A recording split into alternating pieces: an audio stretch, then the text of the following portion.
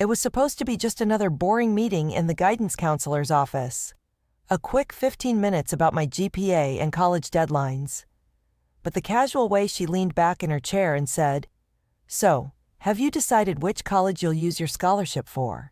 Split me open like she'd swung an axe into my plans. Scholarship? I hadn't applied for any scholarships yet. I didn't need to. Not with the fund my dad left me. The one thing keeping me from drowning in debt. My voice cracked when I said, "I don't have a scholarship." The counselor frowned and clicked through her computer. "Well, the note here says, your account shows an outside scholarship and minimal remaining tuition need. Your family indicated a large withdrawal last month to cover prepayment." The words slid over me and then hit, hard. A large withdrawal. From my account. From the fund that was supposed to be untouchable until I graduated. I tried to steady my breathing, but my mouth had already gone dry. The only person who could have touched that was Rob, my mom's partner, the man who became the household's financial manager after her accident 3 years ago. He'd promised the fund was safe until my birthday. The counselor went on about upcoming deadlines, but I wasn't listening. My mind was already racing through every detail of the bank statements I hadn't looked at in months. Had he really done this? And for what? On the walk home, the winter air felt like needles against my cheeks. I kept replaying his confident smile when he'd first told me, "Don't worry, kiddo. Your dad's gift will be exactly where it needs to be." The set of his jaw, the tone that didn't invite questions. I'd trusted him. I'd let him be the one checking the mail, the one updating my mom on financial papers. Now my stomach twisted with something worse than anger. Humiliation. If the money was really gone, there was no getting it back until I turned 18 in 6 months. And by then, it might be too late to save my college plans. I gripped the strap of my backpack tighter. I needed to get home. I needed to see the account myself. But more than that, I needed to confront Rob before he had the chance to weave one of his too slick explanations into everyone's ears, including mine. Shall I write the next chapter? The screen on my phone lit up with the time, 3:47 p.m., as I crossed the street toward our townhouse. Each step felt heavier. 6 more months until I'm 18. 6 more months until the fund is legally mine. But 6 months can empty even the biggest account when someone else holds the keys. That fund wasn't just numbers on a screen. It was the only thing my dad could leave me when cancer took him. He'd spent his final months building it, pushing through chemo, telling me over and over, "No matter what happens, this will carry you where I can't." The trust was airtight. Or so I thought. After his death, Mom stopped working full-time. Bills piled up. Then Rob appeared. Chiseled jaw, perfect hair, the kind of man who could charm strangers in under 30 seconds. At first, I thought maybe they just fell in love. But quickly it became clear that his specialty was taking charge. He took over morning routines, car maintenance, even how groceries were stocked. And when Mom slipped on ice and fractured her hip 2 years ago, she handed him the bank passwords, just until she healed. The problem is, she never took them back. I can't just walk away from this. Without that fund, my dream acceptances turn into debt traps. Without that fund, he decides where I go and how far I get to dream. I let the front door shut behind me quietly. His dress shoes were lined up neatly by the mat, meaning he was home. I heard pots clinking from the kitchen, probably making one of his showy weeknight family dinners he posts on Facebook for comments like, "Blessed Tao family first." Part of me wanted to rush in, wave the bank statement in his face, if I had it, demand answers. But I knew Rob enough to know I'd lose before the words came out. He was a master at flipping the narrative. I'd be the selfish brat, the spoiled teenager with no gratitude for all he handled. So instead, I turned left into my mom's room. She was propped up in bed with her laptop, hair pinned sloppily back. Her face lit up when she saw me, but dimmed quickly when I asked where the login details for the college fund account were. "Rob's looking after all that," she said, her voice tightening like she was reading from a script. That's when I realized she wasn't going to help me. At least, not yet. I bit my tongue and left her there, the clacking of her keys filling the silence. Somewhere between my room and the kitchen, my plans started to shift. I couldn't just charge in. I had to see exactly what he did, when, and why. And if I was right, if the fund wasn't where it was supposed to be, I'd be playing a much longer game than I thought. Shall I write the next chapter? I'd seen signs before. Tiny things that seemed harmless at first. Things I told myself to let slide, for the sake of avoiding another tense dinner. But now they slammed back into my memory with a bitter taste. Like the time I showed Mom a prom dress I loved. Midnight blue satin, the exact shade Dad once said made my eyes stand out. Rob swooped in from across the room, glanced at the price tag without even touching the fabric, and said, "Let's not have people thinking we're flashy. This one's better," shoving a different dress at me. Pale pink, cheap polyester. Mom laughed nervously, told me I'd look sweet in it. I wore it just to keep the peace, but the pictures don't lie. I looked like a guest, not the girl supposed to live her own night, or the art supplies incident. Last month, Rob cornered me in the kitchen with a plastic tub full of my paints, brushes, and canvases. Stuff Dad bought me when I first started painting. "We're donating it to my charity's art drive in your dad's memory," he announced like it was already done. I'd barely managed, but before he cut in with, "It's the right thing, trust me." And just like that, they were gone. Mom always repeats the same line. He means well, as if meaning well excuses deciding for me. And then there was the school bake sale, the one where he intercepted 3 of my friends to tell them, "Every cookie on that table? My stepdaughter baked those for my youth program. She's so giving." Except 2/3 of those cookies weren't even mine. He just knew how to smile while saying what he wanted people to believe. Now, standing in my room, the memories made me clench my fists. Each one seemed small enough to ignore at the time. But maybe they weren't small at all. Maybe they'd been pieces of something bigger.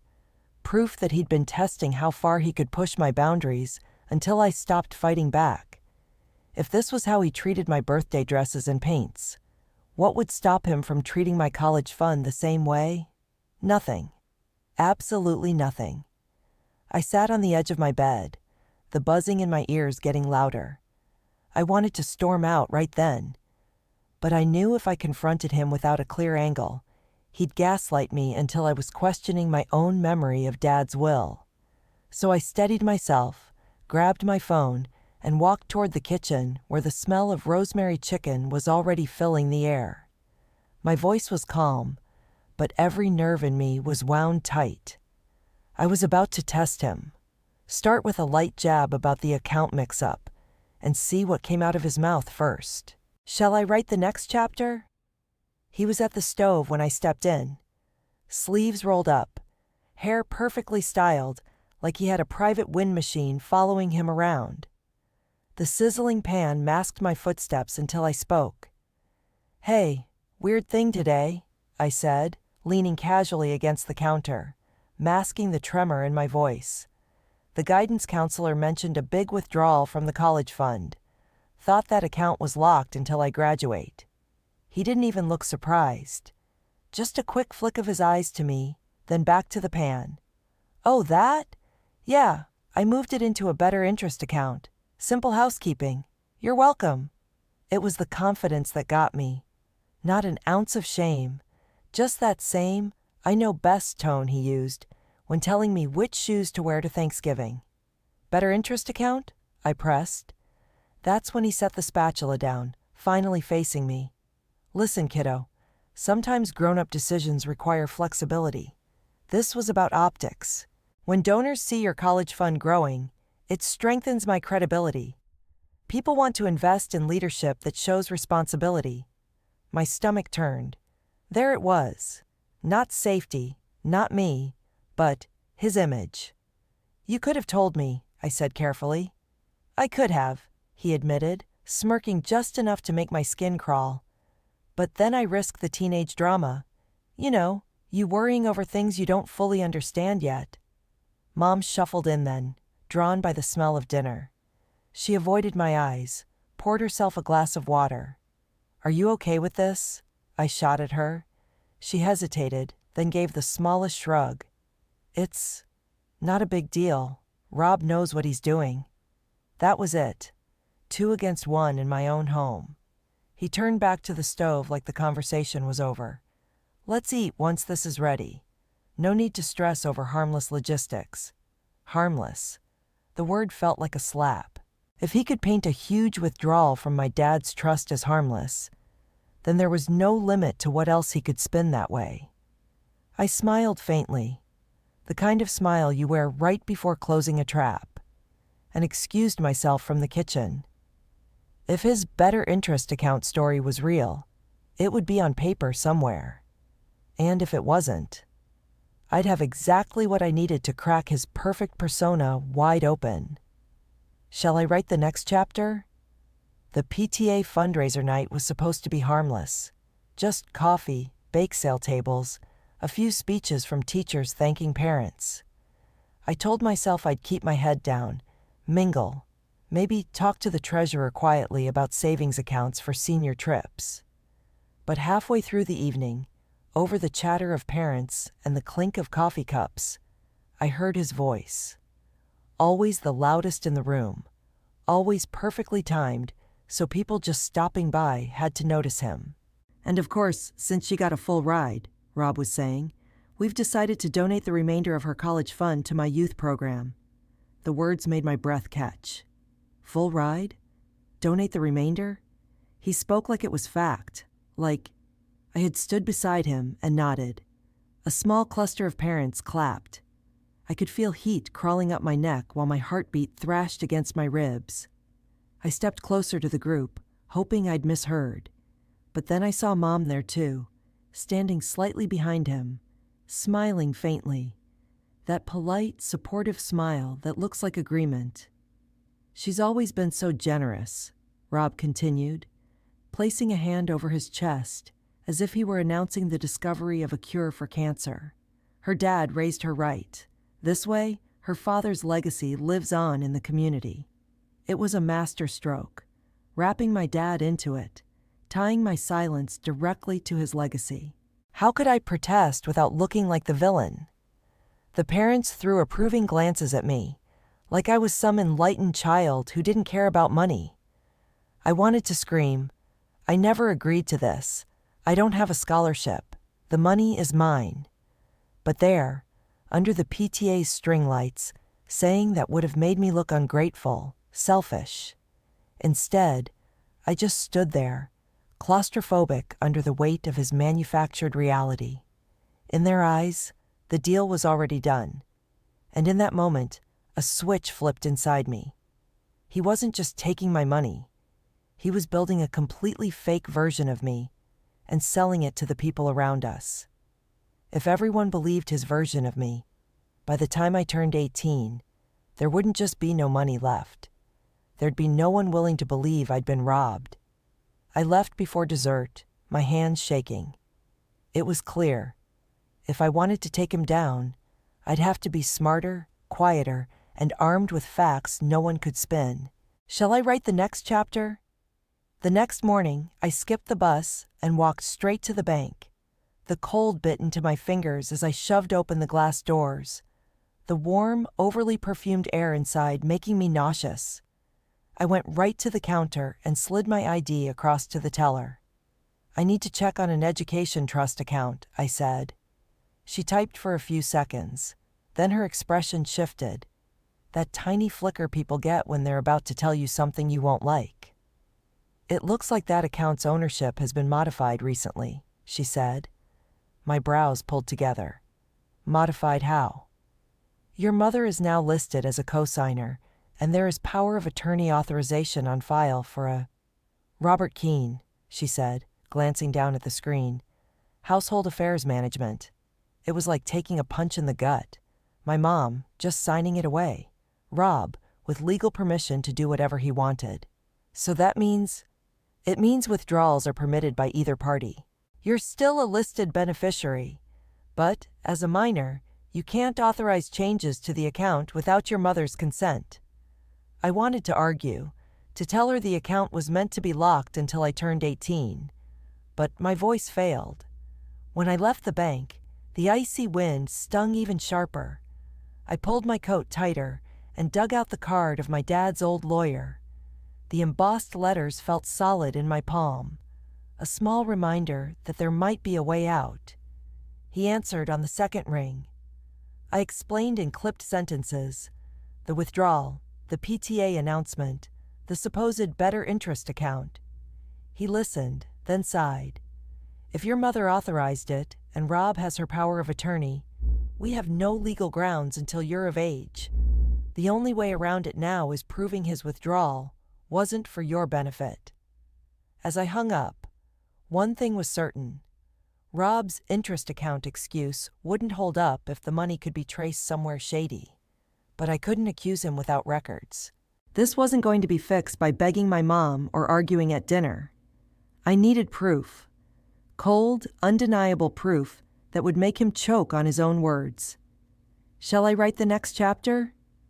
The house was quiet when I got home. Rob's shoes weren't by the door, which meant I had a window. Mom was napping on the couch with the TV low, the afternoon light spilling an orange haze across her face. I went straight to the shared family computer in the corner of the dining room. The password was just our street name. Rob wanted it simple so guests could hop on.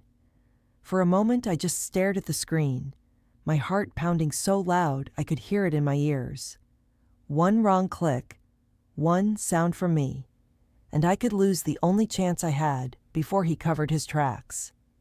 Mom's email was open in the browser, her inbox littered with charity newsletters, online shopping receipts, appointment reminders.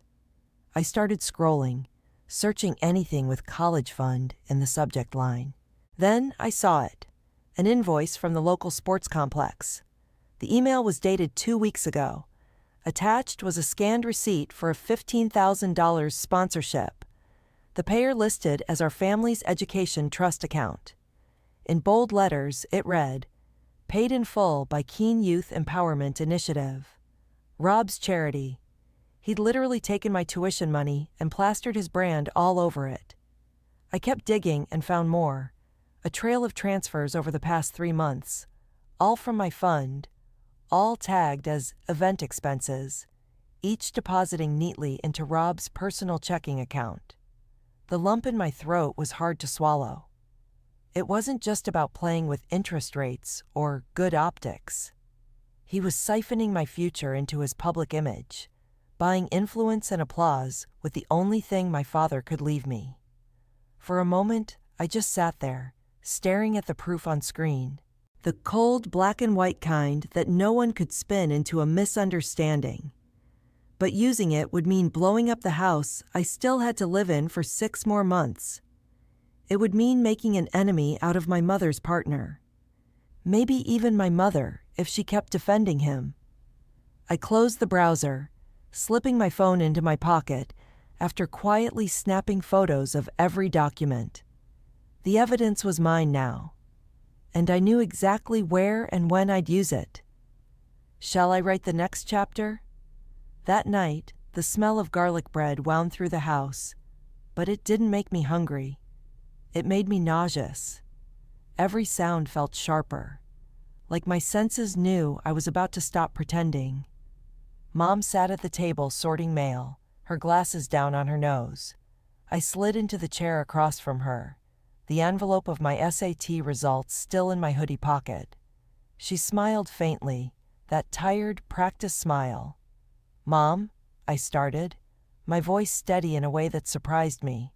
"Did you know the $15,000 for the sports complex came from my college fund?" She didn't even need me to explain. Her hands froze mid-shuffle. She set the papers down and sighed, staring at a corner of the table like she could burn a hole through it. "It was for the greater good," she said finally. "Rob's programs help a lot of kids who don't have opportunities. And you'll still go to college. We can make it work." "That's not the point," I snapped. "Dad left that money for me. Me. Not for Rob's image, not for banners with his name on them." She flinched, but her voice hardened. "Sometimes you have to think bigger than yourself." I couldn't believe it. She'd chosen his reputation over my future. I thought maybe I'd see some crack of doubt in her, but instead, she crossed her arms like a teacher scolding a child. "Rob's been more of a father to you than anyone else the last few years," she added pointedly. And the words hit harder than anything Rob had ever said directly to me. It was then I knew. There was no winning her over in private. She'd defend him because defending him meant defending every choice she'd made since the day he moved in. My phone felt heavy in my pocket. The photos, the receipts, the transfers. If I showed them now, she'd find a way to dismiss them.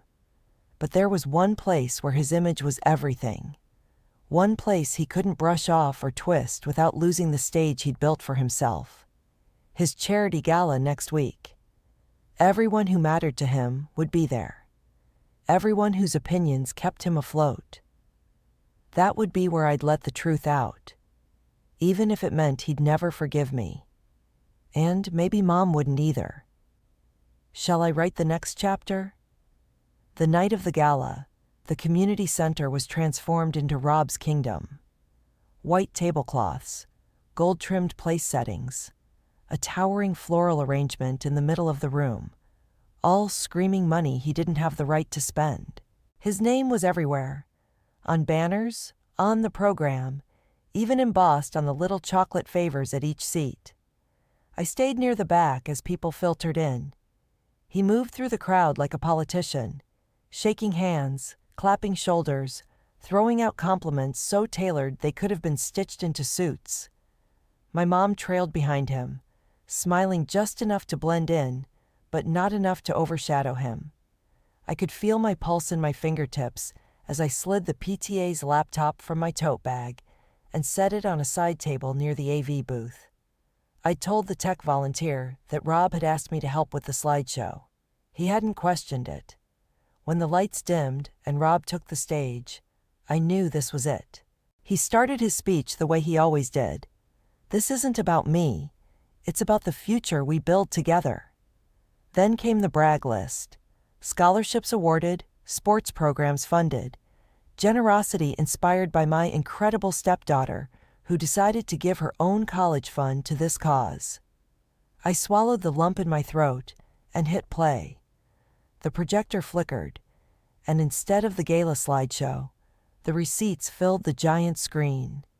The $15,000 sponsorship invoice, the transfers to his personal account, the dates, the account name clearly visible, the sports complex logo, the bank stamps. The room went from polite applause to stunned silence in less than 2 seconds. Some people leaned forward in their chairs. Others shifted uncomfortably, glancing at him, then at me. Rob's voice faltered. This is not the full story. These are charitable reallocations. From a legal trust for a minor," I said loudly from the back, so everyone turned. "My father's trust.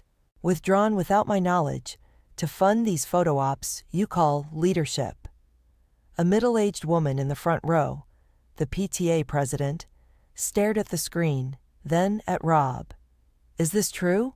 he stammered, reaching for charm that suddenly wasn't there. "It's being taken out of context." But I kept going, my voice sharper than I'd ever heard it. Every cent was supposed to be for my tuition. Funny how none of his speeches mentioned that. Every eye was on him now. His perfect jaw was clenched, that practiced calm unraveling. He was cornered, and for once, he couldn't edit the version of me they saw. Shall I write the next chapter? The silence after my last words felt like it lasted forever. Then, somewhere near the front, a chair scraped across the floor as the PTA president stood up. "I've had concerns about certain fundraising allocations for a while," she said slowly, eyes never leaving Rob's face. "If what she's showing is accurate, that's more than just optics. That's misappropriation." A murmur rippled through the crowd, not the light, warm kind that used to follow his jokes, but a low, uncomfortable one. Two men near the buffet whispered to each other. A woman in a red dress checked her phone like she was already making calls. Rob tried to smile, but his lips barely moved. "We should talk about this privately. This isn't the place." "You made my college fund the center of your speeches," I cut in. "You made it public. You don't get to hide behind private now." The air seemed to crackle between us. He glanced toward my mother, silent at the back of the room. She didn't step in, not to defend him, not to defend me. She just looked down, fiddling with her clutch like the seams might come apart in her hands. The PTA president stepped toward me, lowering her voice just enough for only a few people to hear. "You have copies of all of this?" "Yes," I said without hesitation. I could feel Rob's eyes burning into the back of my head. "Then tomorrow, come to my office. I know someone in child advocacy who specializes in financial abuse cases. We can try to freeze the account until your 18th birthday." It was like someone had pulled me out of deep water. For weeks, I'd been acting on pure instinct. Now, for the first time, I could see an actual path forward.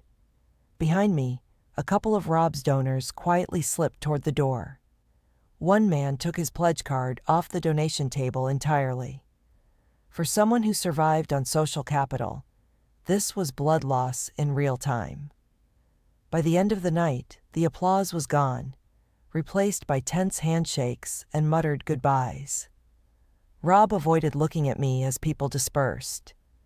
Mom left first, not waiting for him, and not waiting for me either.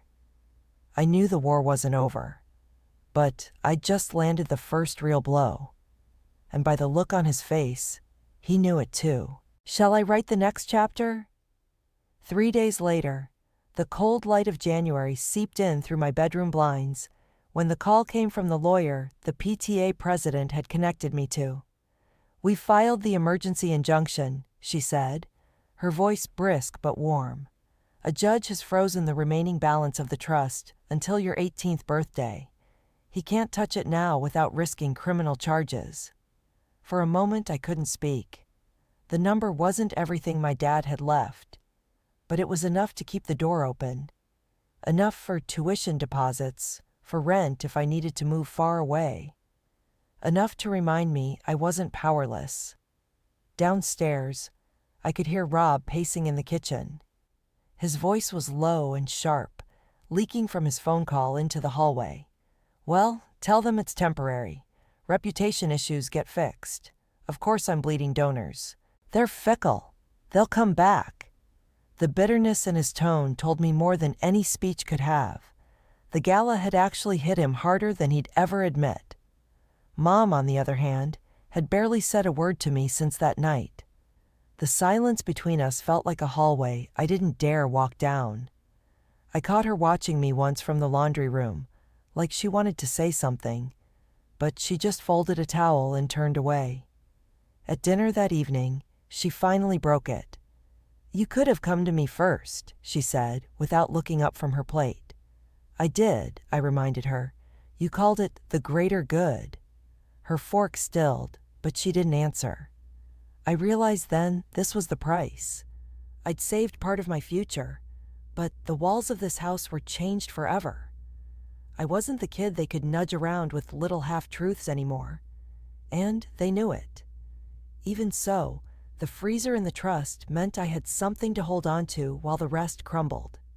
Rob had lost some of his perfect polish, and I'd learned that sometimes you don't get to keep both your relationships and your dignity. Sometimes you choose one and fight like hell to protect it. In 4 months, I'd turn 18. 4 months, and their control would be irrelevant, and I would be gone. Shall I write the final chapter?